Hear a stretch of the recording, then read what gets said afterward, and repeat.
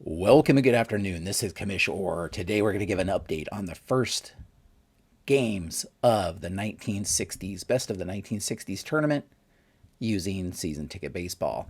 Um, to give you an idea, I play about 4 games a week between this and my Payoff Pitch project, alternating weeks. So that's kind of the my scheduling on this is 4 games per week. So every other week you'll get an update on how things are going in the tournament or thereabouts. So that being said, I played the first 4 games, and just as a reminder, this tournament has the top 5 NL and top 5 AL teams of the best of the 1960s facing off against each other. The first round is a play-in round, best of 5 series play-in round, and then any team eliminated there is gone, is knocked out of the tournament. But from that point forward, it's a double series elimination tournament. So they have to lose 2 series from that point forward to be eliminated. But just 1 series in this play-in round. If they lose this 1 series in the play-in round, they are eliminated at that point. So that being said, I've played 4 games, 2 in the American League play-in series and 2 in the National League play-in series. And so I'm going to give you a brief update on this. As always, head over to baseballmaelstrom.com if you want to follow the action. I do a little write-up on every game. You can check out the box scores and the score sheets and the stats.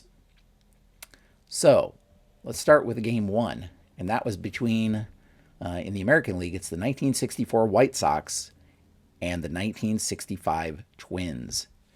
And game 1 was an incredible game. It didn't look to be for if you were a White Sox fan, but it ended up being. We had Peters facing off against Jim Cott. Gary Peters, I believe. I'm not intimately familiar with some of these names from the 1960s, so it was the decade before I was born. So forgive me if I mispronounce. You can correct me down in the comments, that kind of thing. I know most of the players, but there may be a few that I get wrong or mispronounce names, so forgive me there. I think it's Gary Peters. In any event, there were a couple of unearned runs that the White Sox, or excuse me, the Twins were able to push across in the 4th and the 5th inning, thanks to a couple of errors. In fact, there were 5 errors this game, 3 on the Twins and 2 on the White Sox. And those 2 White Sox errors were costly and led to 2 runs for the Minnesota Twins. So the Twins took a 2-0 lead into the 9th. Jim Cott on the mound, gunning for a shutout, actually, and he had pitched pretty well, as you can see. He did not allow a hit until leadoff single to Mike Hirschberger in the 6th inning was the first hit he allowed. He had only walked 1 batter prior to that, so and then there was an error. So not very many base runners for Chicago, and he was keeping them off balance. They finally started to get some traction in the 7th when they had runners on the corners, but he struck out Dave Nicholson to end the threat there. In the 8th, there was another error and a base hit. So there was a runner in scoring position there, but Floyd Robinson grounded back to the pitcher, and so Cott escaped that one with no runs too. So he took a 4-hit shutout into the 9th, trying to close it out and give the Twins a series lead. But that's not what happened. Bill Skowron grounded out to lead off the inning, but then Pete Ward hit a double, and Ron Hansen came up and hit a 2-run homer to tie the game in the 9th, thus ending Cott's night, spoiling his shutout bid, and knocking him out of the game. Merritt came in relief, quickly got out of the rest of the inning, and in the bottom of the 9th, the Twins looked like they were going to win it anyway when Harmon Killebrew led off with a double. They intentionally walked Earl Batty to set up a double play chance there, but then Bob Allison also drew a walk to load the bases with no outs, and they brought in their closer, Hoyt Wilhelm, to try to get out of the jam. And Wilhelm did just that. He struck out Don Mincher, he struck out Joe Nosek, and then got Valdespino, the pinch hitter, to fly out to left and thus escaped the bases loaded no out jam in the bottom of the ninth to send things to extra innings. Well, once in extra innings, that's when the luck of the Twins ran out.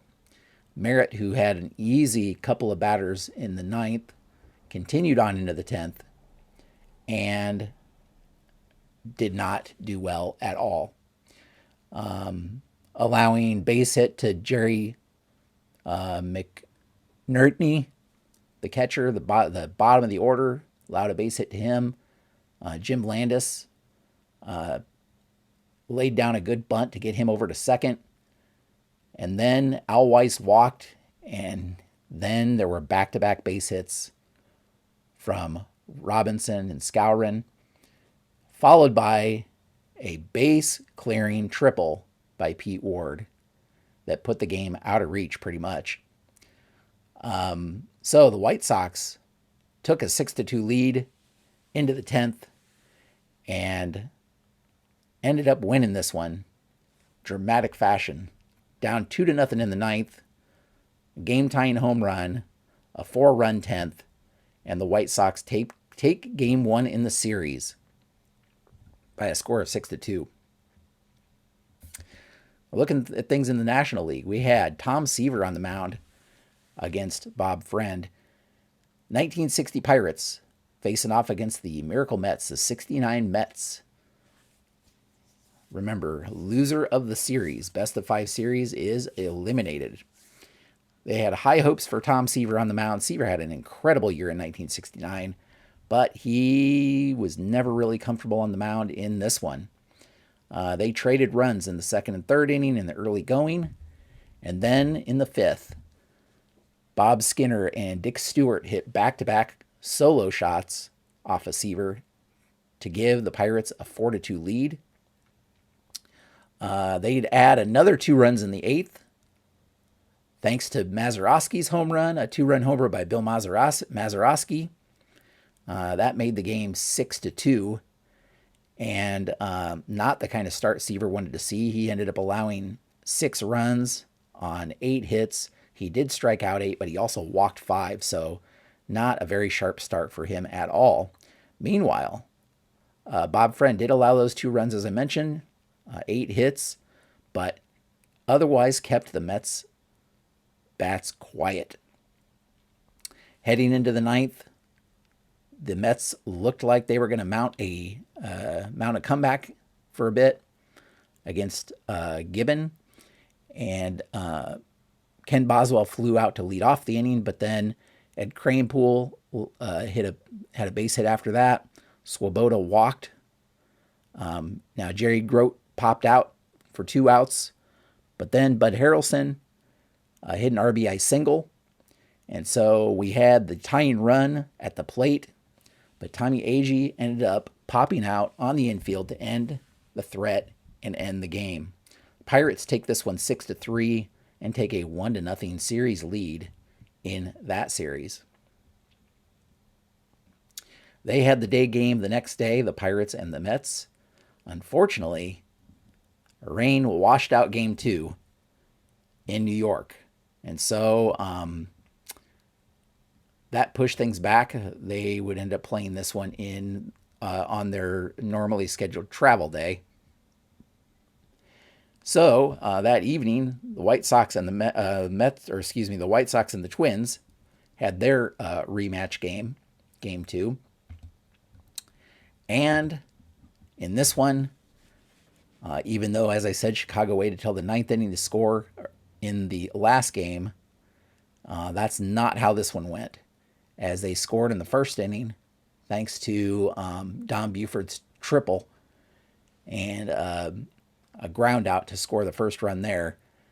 Now, Zoilo Versales hit a leadoff homer for the Twins to tie things up, and the Twins actually would even go on to take a lead in the 4th when Earl Batty led off with a double and Bob Allison singled him home. but the lead was short-lived as in the fifth, facing Mudcat Grant, the White Sox would see all 9 batters come to the plate. Grant actually had a two outs on a couple of strikeouts early on, but then allowed a single, a walk, and another single.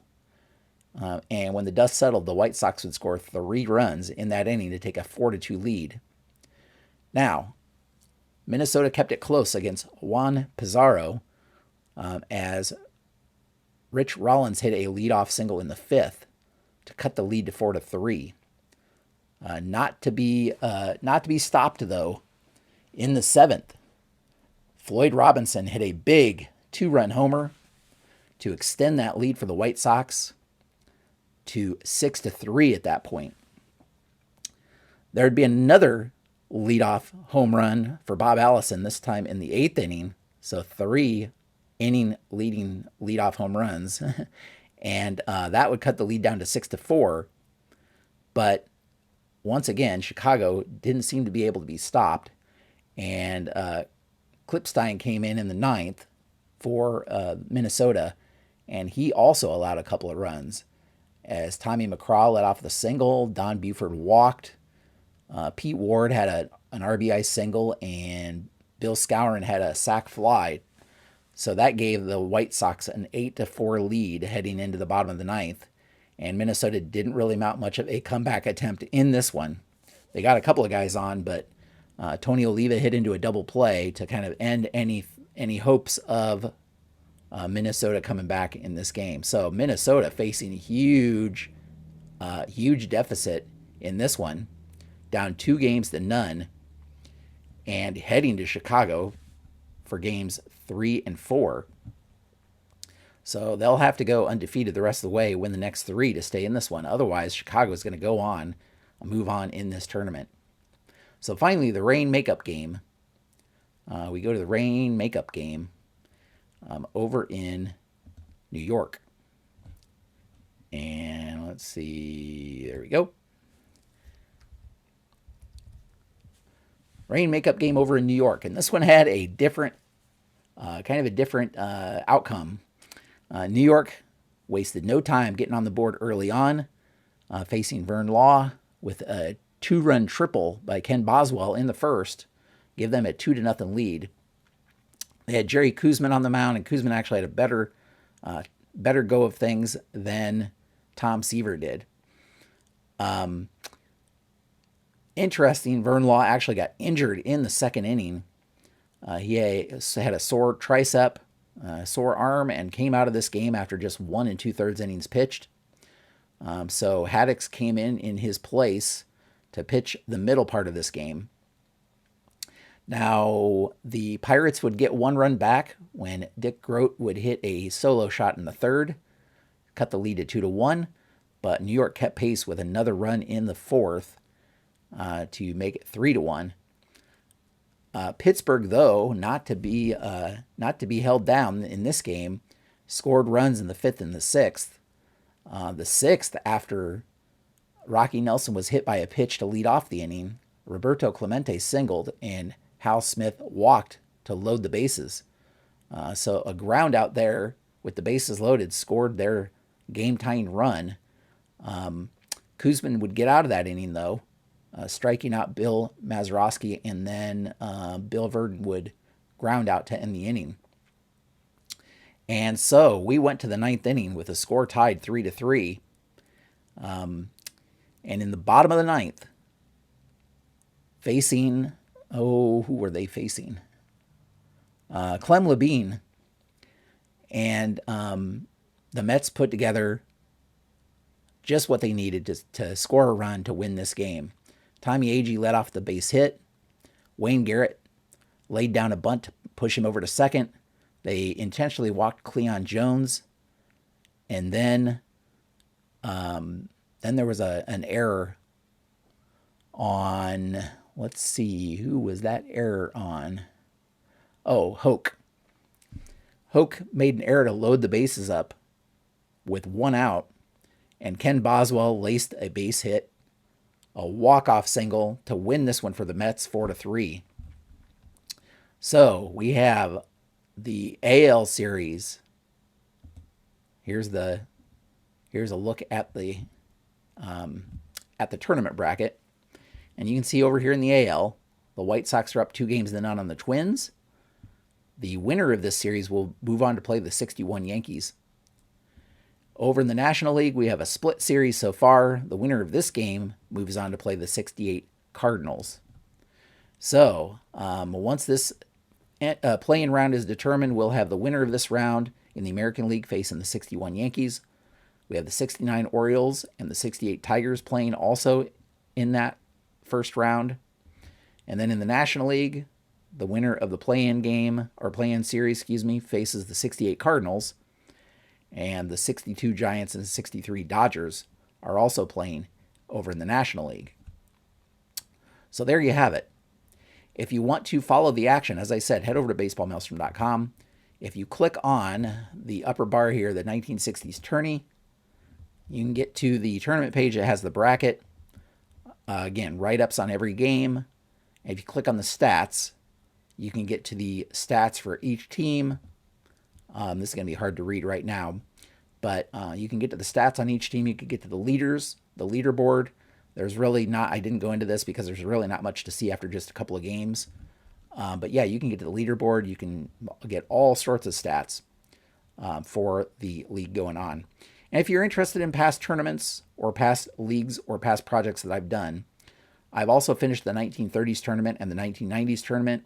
You can check out those, the stats for those completed tournaments. You can check out my Payoff Pitch League. That's a Hall of Fame league. That's Pops League Season 1 and Season 2. Season 2 is currently underway. Or you can check out my History Maker Baseball tournament page. That was a tournament with the all-time franchise great set. So we had every baseball franchise in the tournament, including a Negro League team and a Japanese baseball team. So check those out if you're interested in that. So all that said, thank you so much for watching. Hopefully this is turning out to be an interesting start to the tournament. Hopefully you enjoy this. Leave your comments down below if there's something that you'd like to see more of or have me talk about more. And until next time, have a great evening.